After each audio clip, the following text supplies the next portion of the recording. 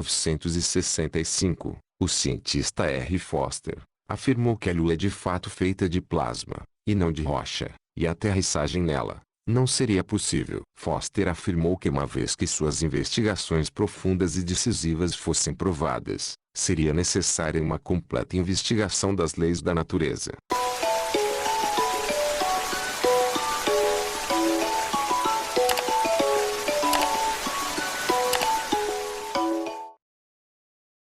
Esse mesmo mar, muitas vezes na história passada da nossa Terra, rolou sobre as superfícies das massas de terra, varrendo toda a vida e vegetação e, eventualmente, transformando novamente para sua antiga cama. Esta é a parte da teoria bíblica do dilúvio e da teoria das pessoas de outras raças. Ah, sim, esse evento real é o último, registrado em todas as escrituras sagradas de todas as antigas civilizações dos hindus, até a Bíblia. Antes de continuarmos com isso, você fez um número de previsões científicas, que você afirma ter se tornado realidade. Agora, quais são essas previsões e como você faz essa afirmação?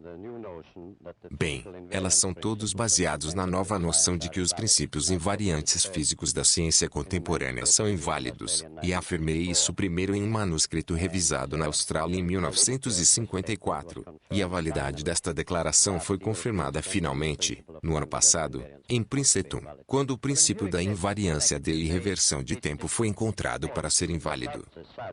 Bem, quem aceita o fato de que você fez essas previsões com precisão? Os fatos são tais, inegáveis, e devem ser aceitos porque eles estão documentados e foi aceito, como em Oxford, a Universidade da Tasmânia, e também na Universidade Nacional. Os fatos como tais são aceitos, mas as explicações das novas visões ainda não são. Você quer dizer que você rejeita todos os princípios básicos da ciência, estabelecido desde os dias de Aristóteles? Não, não significa isso. Eu declaro e mantenho que aqueles conceitos e interpretações da ciência que ainda hoje se baseiam na lógica aristotélica têm uma certa finalidade, mas que é definida por uma declaração como que uma pá é uma pá, ou um formão fino é um bom formão, mas esses conceitos são inadequados para uma compreensão completa da natureza real do mundo. Como é possível, Sr. Foster, que você como indivíduo pode elaborar essas teorias quando todos os outros cientistas estabelecidos têm computadores e todo o dinheiro dos governos por trás deles e ainda aparentemente eles não podem?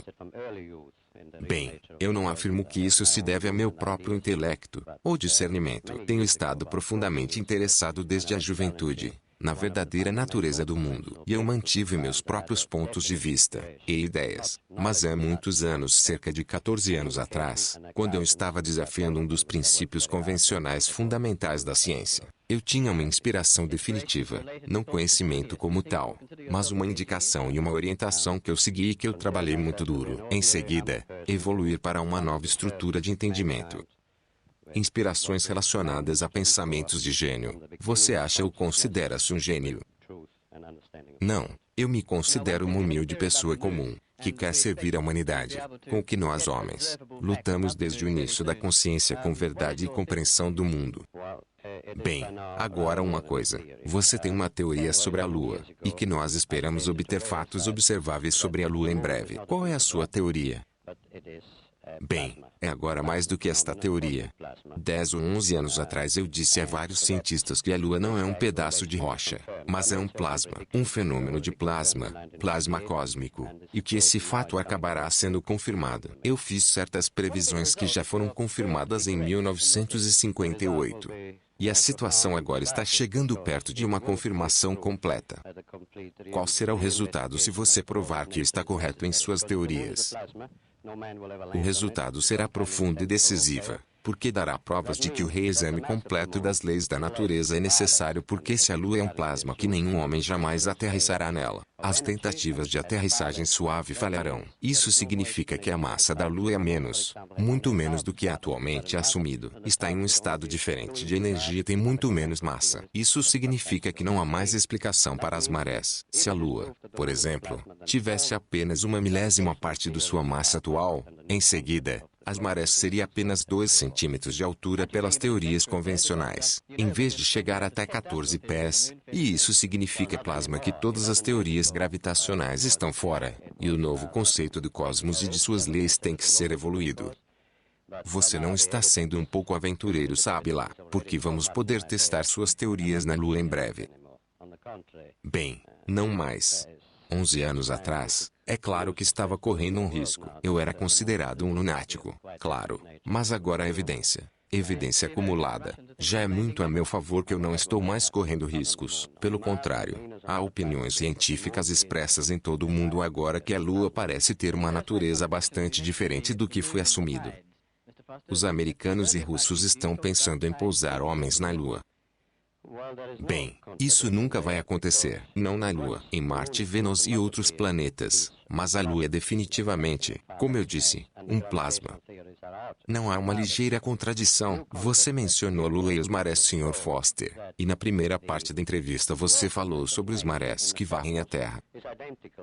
Bem, não há contradição lá porque uma vez que a Lua está provado não ser um pedaço de rocha, mas algo de muito menos massa e teorias gravitacionais estão fora e descartadas. Um novo conceito tem que ser envolvido que mostrará que a legalidade da natureza no cosmos é idêntica ao que em um átomo de hidrogênio ou em processos atômicos. E quando este é entendido e trabalhado na íntegra, serão encontrados os processos físicos da Terra que são bastante diferentes em geofísica para o que é no momento assumido, e que legalmente em certos períodos, principalmente durante idades do gelo que ocorrem a cada 200 milhões de anos, e há uma razão para isso, de repente o eixo da Terra se inclina e quando isso acontece, começam as inundações da Bíblia que foram registradas antes. As marés no cotidiano comum têm uma explicação.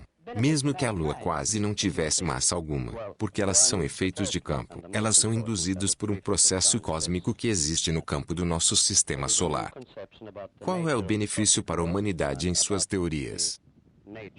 Bem, o primeiro, e o mais importante ao meu ver, que é uma nova concepção sobre a natureza do mundo cósmico, e sobre a natureza e a veracidade da consciência, e da moralidade. No momento, temos uma contradição ousada nas afirmações da ciência fundamental. Os cientistas afirmam que eles são completamente desinibidos em sua busca da verdade, que eles são completamente desinibidos em seus pronunciamentos e o que eles produzem para a humanidade fora de seu conhecimento ou compreensão, significa que o homem pode usar de acordo com sua natureza moral. Se o cientista produz um aparelho de televisão ou carro a jato, motor a jato ou a bomba H, e em seguida, usá-la de acordo com sua natureza humana. No entanto, os mesmos processos de dialética, a ciência também declara que a moralidade, conceito da natureza moral do homem, é uma ilusão traço que é meramente behaviorismo, ou algo devido a reflexos condicionados, ou para adquirir instintos. E isso, é claro, é uma contradição que deve ser resolvida e deve sair e será encontrada como consequência. O que eu tive o privilégio de ver e experimentar em minha mente,